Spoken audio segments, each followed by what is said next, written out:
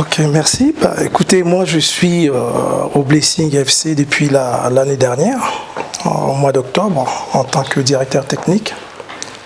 Donc je suis encore là parce que je n'ai pas pu rentrer à la maison, comme je suis en franco-congolais.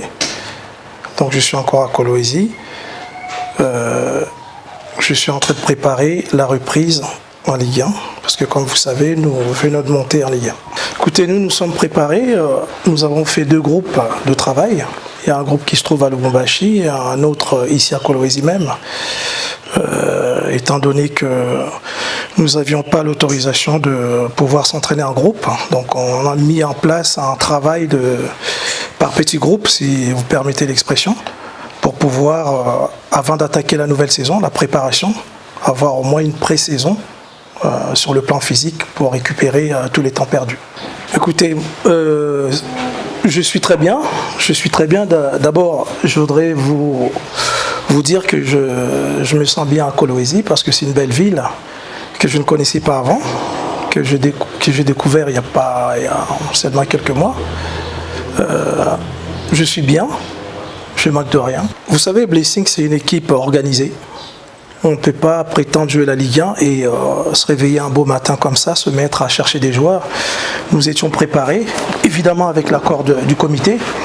Nous étions préparés, il y avait des joueurs qui nous intéressaient, des profils qui nous intéressaient. Malheureusement, faute de déplacement, faute de logistique, on n'a pas su se rendre sur Kinshasa, mais on a des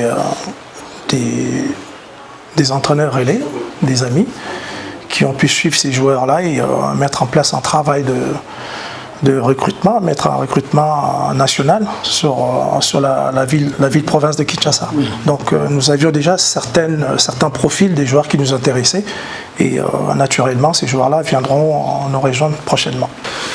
Bon, ce que je sais, c'est que la différence avec la Ligue 2, la Ligue 1, déjà sur le plan de la communication, sur le plan médiatique, c'est pas la même chose.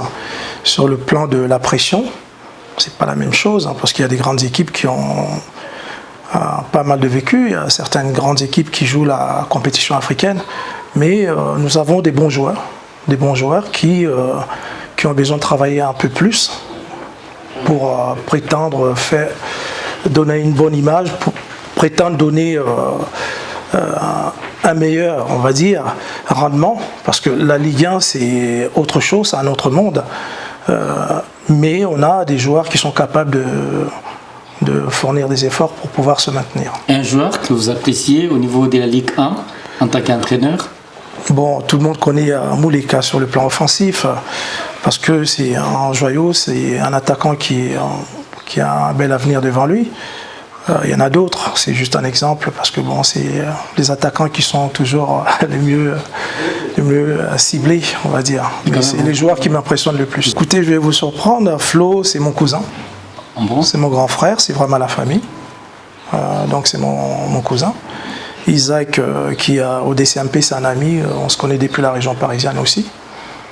Donc les autres entraîneurs, honnêtement, je ne les connais pas. Nous avons, mon président m'a assigné le maintien, si vous voulez, la première année. Jouer le maintien ne veut pas dire qu'on ne peut pas jouer sans prétention plus haut. Si vous voulez, nous, on arrive en Ligue 1 sur la pointe des pieds, sans faire de bruit, oui. Nous travaillons. Oui. L'objectif, c'est le maintien. Je viens de vous le dire. S'il y a moyen de viser plus haut, s'il y a moyen d'aller à la Coupe du Congo, pourquoi pas. Mais on va rester simple, on va travailler pour d'abord remplir cette condition qui est assignée par notre président, à savoir le maintien.